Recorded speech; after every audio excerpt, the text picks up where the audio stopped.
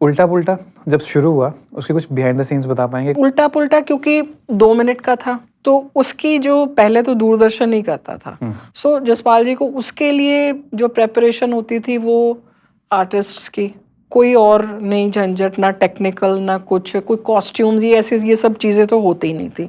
So only the content was his worry. जब हमने खुद उसको प्रोड्यूस करना शुरू किया तो ये था कि चंडीगढ़ में आपकी बथेरी लोकेशंस है. एंड मैं इस पॉडकास्ट में चंडीगढ़ को, इस शहर को, यहाँ के लोगों को, कि उन्होंने जसपाल जी को इतना प्यार दिया, जैसे एक आलिंगन होता है कि आपने एक वार्मथ दी कि I am there. And I think Jaspal ji ने भी इस शहर को बहुत प्यार किया. और अगर 2 शख्स हैं अगर चंडीगढ़ के, मेरे मन में, अगर जिन्होंने इसको एक्चुअली इस शहर को एक नेशनल लेवल, नेकचंद जी और एक जसपाल जी, कि एक ये कभी इस शहर को अपने से जुदा नहीं कर पाए. तो मैं कहाँ से कहाँ चली जाती हूँ, मुझे भूल गया मैं क्या, व्हाट वाज आई टॉकिंग. बहुत सारी बातें हैं एक्चुअली आपके पास अंदर और वो इमोशंस कहीं से कहीं बह जाते हैं. अच्छा, उल्टा पुल्टा की बात. हाँ. सो जब हमने प्रोड्यूस किया तो चंडीगढ़ की लोकेशंस, कॉलेजेस में हॉकी ग्राउंड्स है, घर है, फ्रेंड्स के घर चले गए. इट वाज लाइक आपकी एक फैमिली है, प्यार से आप कभी यहाँ चले गए, यहाँ चले गए. जब फ्लॉप शो बनाया, that was a big jump. Ulta Pulta सुबह आता था 7:30 बजे. This was going to be prime time 9 o'clock शाम को, जब सब ने खाना खा के बैठ के आपको सुनना है. वो 2 मिनट का था, ये आपका 22 मिनट का. तो उसके लिए आई थिंक 2-3 चीजें तो बिल्कुल क्लियर कट थी जसपाल जी के माइंड में. अपनी तो नहीं मैं बात करी, मैं तो बहुत ही मतलब आई एम अनट्रेन्ड एक्टर. तो उस टाइम तो आप तो ऐसे थे कि चलो कुछ घर में कोई सेलिब्रेशन हो रही है तो let's be a part of it. But Jaspal ji को जैसे कि इक्विपमेंट दिल्ली से आएगा, यहाँ पे कोई फैसिलिटी नहीं थी. So the shooting equipment came from Delhi.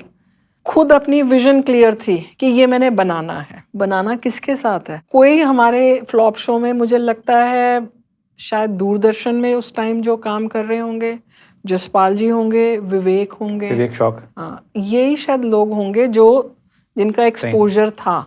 बाकी तो सब अनट्रेंड नए लोग, फ्रेशर्स. हाँ, फ्रेशर्स. और एक इतनी एंथुजियाज्म, जैसे नहीं होता कि घर में माँ बाप पहले बच्चे की शादी कर रहे होते हैं तो एक्साइटमेंट कि हाँ कुछ अच्छा होने वाला है.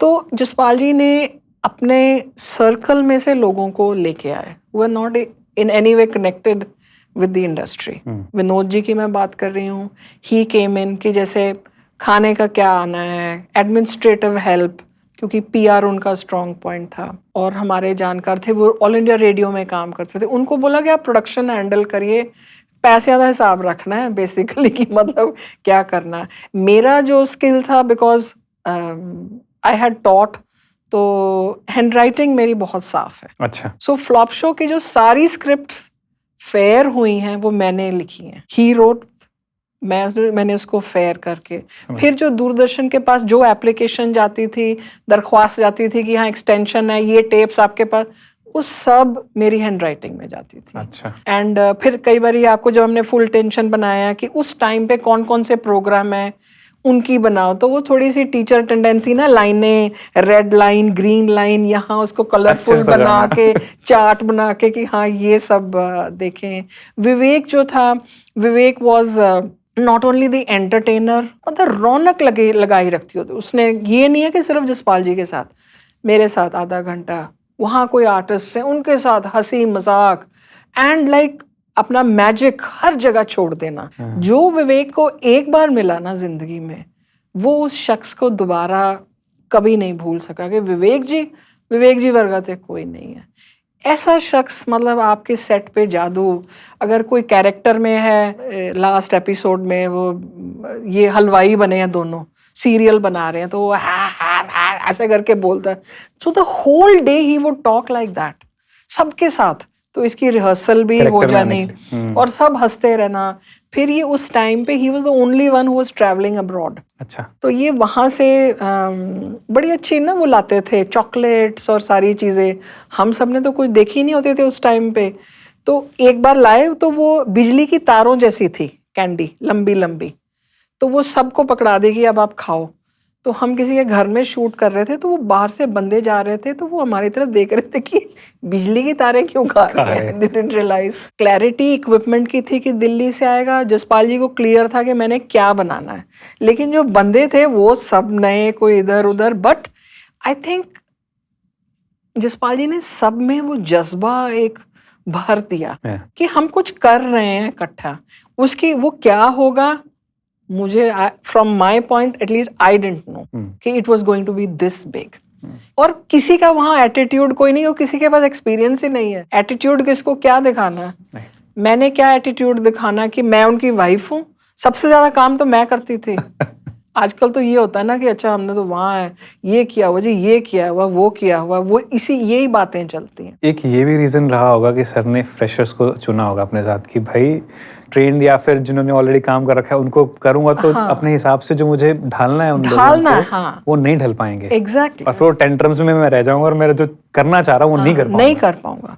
और I think at this moment मैं फ्लॉप शो के हर एक आर्टिस्ट, हर एक मेंबर को थैंक्स कहना चाहूंगी कि जसपाल जी की सोच अपनी जगह है, लेकिन अगर उसको एग्जीक्यूट करने वाले ना हो तो वो सोच कहाँ जाएगी।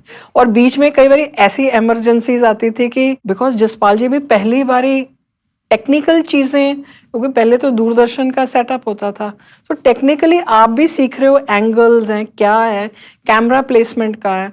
तो एक एक एपिसोड को 3-3, 4-4 दिन लग जाने। एक बारी भी ऑल सेट डाउन की ये तो बहुत ज़्यादा टाइम लग रहा है।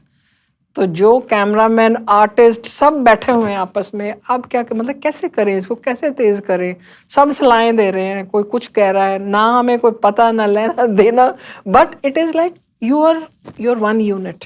सो अगर कोई गड़बड़ है तब भी आप एक यूनिट हो कि हाँ ये नहीं हो रहा, ये मतलब ये अगर खुशी है, सेलिब्रेशन है, तो फर्स्ट एपिसोड हमने मतलब बाहर से खाना बनवा के बड़े बड़े पतीलों में, the entire cast was called, और हमने सब ने घर में खाना खाया बैठ के कि हम we'll watch the first episode together. और अगले हफ्तों में तो जसपाल जी गाड़ी में निकल जाते थे सड़कों पे देखने की कोई बाहर तो नहीं घूम रहा, अगर बाहर घूम रहा है तो अंदर जाके प्लीज हमारा सीरियल दे।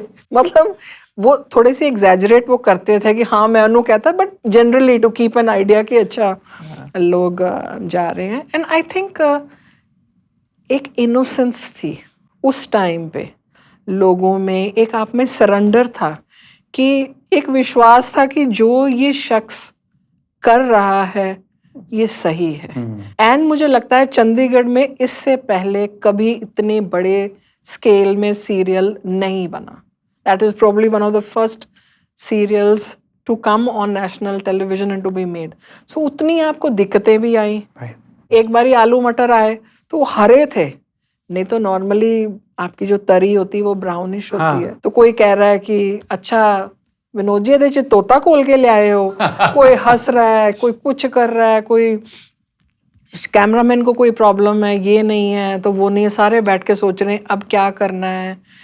मेरे इन लॉज वो मेरे father in law Ropar thermal plant में उस टाइम चीफ इंजीनियर थे। तो वो चले जाते थे उधर, उनको रहना पड़ता था बीच बीच में।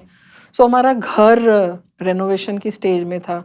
हर बारी उन्होंने वापस आना तो देखना कील ठुके हुए हैं, क्योंकि we were using the home, घर ही यूज़ कर रहे थे ज़्यादातर शूट के लिए।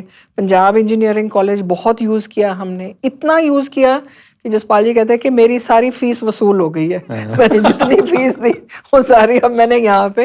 And the professors were so nice, आइए हमारे घर करिए, हमने भी उनको कहना आप शूटिंग का खाना खाओ। So they would also be very happy कि अच्छा we have been part of this.